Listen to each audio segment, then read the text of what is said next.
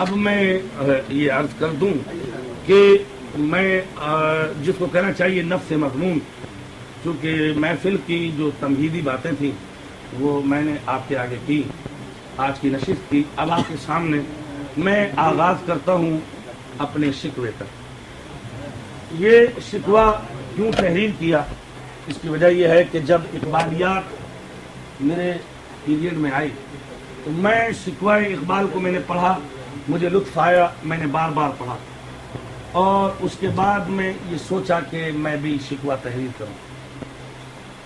لہذا چونکہ ذوق شعری کا جہاں تک تعلق ہے وہ صغیر سنی سے تھا، اب سوال یہ پیدا تھا کہ اقبال کے شکوے کے مقابل بیٹھ کر شکوہ کہنا بڑا کاردار ہے، لیکن اللہ کا فضل یہ ہوا کہ میں نے جو شکوہ تحریر کیا، ایک مشہور غزل تھی، غالباً کسی یہ کوئی حیات ہیں ان کی غزل تھی، میں نے اس غزل کے آخری شعر کو مرکز قرار دے کر اپنا شکوہ تحریر کیا۔ اس شکوے کے 3 حصے ہیں، میں 2 حصے ٹی وی سے پیش کر چکا ہوں اور تیسرا حصہ جو ہے انشاءاللہ میں عنقریب پیش کروں گا۔ پہلے 2 حصے جو ہیں ان پہ میں نے حیات کی غزل پر اور ایک دوسری بھی غالباً انہی کی ہے، ان دونوں غزلوں کے ایک ایک شعر جو آخری شعر ہے ان سے میں نے شکوہ تحریر کیا ہے۔ پہلا حصہ ہے بخش دیتا تو بات کچھ بھی نہ تھی، اور دوسرا حصہ ہے کہ دوسرا حصہ جو میں نے تحریر کیا ہے وہ اس غزل پہ ہے کہ ہر گھڑی التجا نہیں ہوتی، صاف کہہ دو وفا نہیں ہوتی، حسن کو احتیاط لازم ہے، ہر نظر پارسا نہیں ہوتی، زندگی میں گناہ بھی ہوتے ہیں اور زندگی بے گناہ نہیں ہوتی۔ میں نے تیسرا حصہ جو لکھا ہے وہ اس کا جو موضوع بحث ہے وہ بھی آپ کے آگے پیش کر دوں کہ میں بندہ ہوں تیرا تو خود سوچ لے، کیا جنت تیری مجھ سے خالی رہے گی۔ اس پہ میں تیسرا حصہ ترتیب دے رہا ہوں، باہر کیف میں شکوہ آپ کے آگے پیش کروں، اور اس کے بعد میں سلیمی صاحب کی فرمائش یہ تھی کہ کوئی ایسا مضمون یا ایسا کلام پیش کیا جائے جو ابھی تک ٹی وی پہ نہیں آیا، لہذا اس کے فوراً بعد، چونکہ شکوہ پڑھے بغیر تو مجھے تسکین نہیں ہوگی، اور پھر اس کے بعد میں آپ کی فرمائش پوری کر دیتا ہوں۔ سماعت فرمائیے، بخش دیتا تو بات کچھ بھی نہیں۔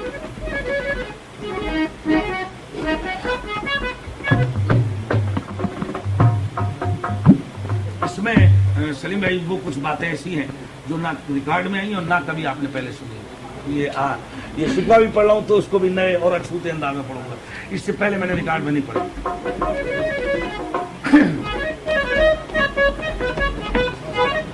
اقبال کے شکوے کا تعلق ہے مسلمان اور خدا کا تخاطب۔ میں نے اپنے شکوے کا مرکز رکھا ہے انسان اور خدا۔ علامہ نے مسدس کی شکل میں اور میں نے غزل کو مرکز قرار دے کر اس پر بحث کی ہے۔ باہر کے انداز دونوں کا شکوے کا ہے۔ علامہ کا شکوہ آپ نے پڑھا ہے، اس کا جواب ہی نہیں، یہ میں یہ سمجھوں گا کہ میں نے علامہ کی نظر میں یہ بات کہی ہے۔ سماعت فرمائیں، بخش دیتا تو بات کچھ بھی نہ تھی۔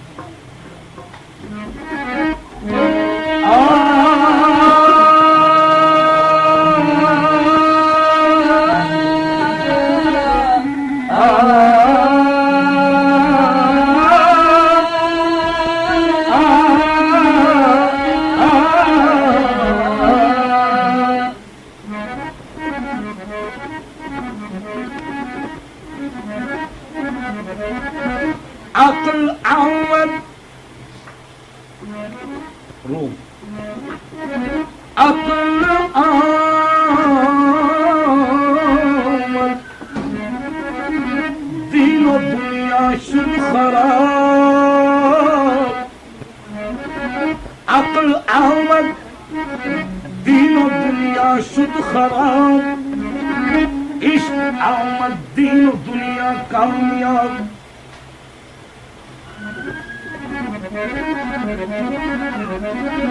شاد باش اے عشق خوش سودائے ماں،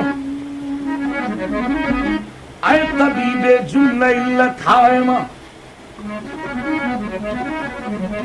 کہ عشق آسان مدول ولے استاد مشکل ہے. میاں نے عاشق و معشوق رمزیز، کرام کاتبین ہم خبر میں کہتے ہیں عشق نام کے گزرے تھے ایک بزرگ. کہتے ہیں عشق نام کے گزرے تھے ایک بزرگ، ہم لوگ بھی مرید اسی سلسلے کے ہیں. مطلب عشق کا دستور نرالا دیکھا، اس کو چھٹی نہ ملی جس نے سبق یاد کیا. اقبال عقل عیار ہے سو بیس بدل لیتی ہے، اور عشق بیچارہ نہ ملا ہے نہ زاہد نہ حکیم. آئیے تفصیل پیش کرو. یہ عقل کہتی ہے کہ پیشیر و شکر، عقل کہتی ہے کہ پیشیر و شکر، عشق کہتا ہے کہ پی خون جگر. عقل کہتی ہے کہ مالا مال ہو، عشق کہتا ہے کہ پائے مال ہو. عقل کہتی ہے تخت شاہ نہ ملے، یہ عشق کہتا ہے کہ ویرانہ ملے. یہ عقل کہتی ہے کہ چل بازار کو، عشق لے جاتا ہے کوئے یار. تو یہ جب کہتے تھے کہ جب آدم ملا تھے عشق کی وعدہ،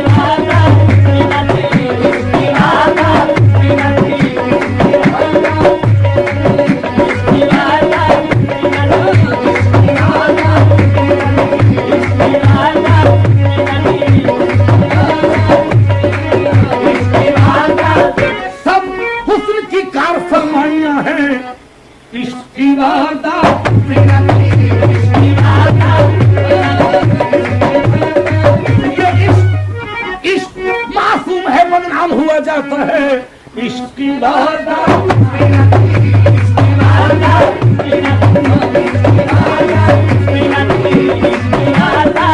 کسی کی کھال کھچوائی، کسی کو سولی دلوائی، عشق کی وعدہ.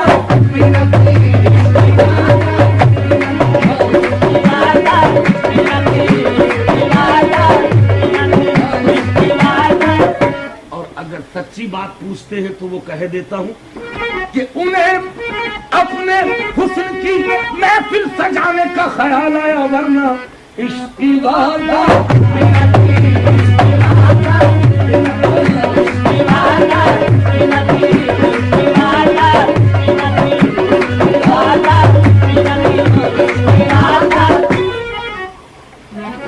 میں نے ابھی ایک بات کہی کہ عشق معصوم ہے.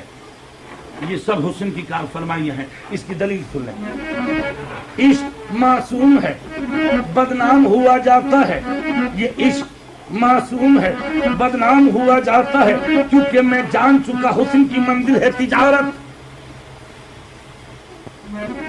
ارے میں جان چکا حسن کی منزل ہے تجارت، نہ تم سے شکایت نہ